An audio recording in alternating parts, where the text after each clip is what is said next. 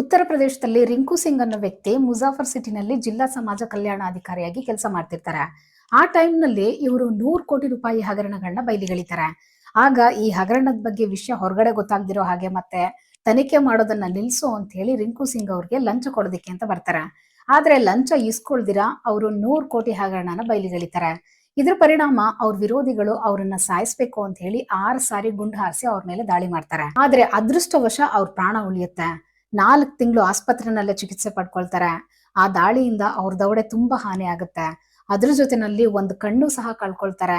ಇಷ್ಟೆಲ್ಲ ಆದ್ರೂ ಕೂಡ ಭ್ರಷ್ಟಾಚಾರದ ವಿರುದ್ಧ ಹೋರಾಡೋ ಇಚ್ಛೆ ಮಾತ್ರ ಕಳ್ಕೊಳ್ಳೋದಿಲ್ಲ ಅವರು. ನಂತರ ಹಾಸ್ಪಿಟಲ್ ಇಂದ ಬಂದ್ಮೇಲೆ UPSC ಎಕ್ಸಾಮ್ಗೆ ಪ್ರಿಪೇರ್ ಆಗಿ 40ನೇ ವಯಸ್ಸಿನಲ್ಲಿ 15 ವರ್ಷಗಳ ನಂತರ 2022ರಲ್ಲಿ 683ನೇ ರ್ಯಾಂಕ್ ಪಡ್ಕೊಂಡು ಪಾಸ್ ಆಗಿ ಮತ್ತೆ ಮುಜಾಫರ್ ನಗರಕ್ಕೆ ಅದೇ ಜಿಲ್ಲೆಗೆನೆ IAS ಅಧಿಕಾರಿಯಾಗಿ ಮತ್ತೆ ವಾಪಸ್ ಬರ್ತಾರೆ. ಇಂತಹ ನಿಷ್ಠಾವಂತ ಅಧಿಕಾರಿಗಳು ಪ್ರತಿ ಜಿಲ್ಲೆನಲ್ಲೂ ಇದ್ರೆ ಎಲ್ಲಾ ಕಡೆನಲ್ಲೂ ಭ್ರಷ್ಟಾಚಾರ ನಿರ್ಮೂಲನೆ ಮಾಡಬಹುದಲ್ವಾ? ಇನ್ನೂ ಇಂಟ್ರೆಸ್ಟಿಂಗ್ ಆಗಿರೋ ವಿಷಯಗಳು ತಿಳ್ಕೋಬೇಕು ಅಂದ್ರೆ ಕಾಂಚನ ಚಾನಲ್ ಸಬ್ಸ್ಕ್ರೈಬ್ ಮಾಡಿ, ಪ್ಲೀಸ್ ಸಪೋರ್ಟ್ ಮಾಡಿ.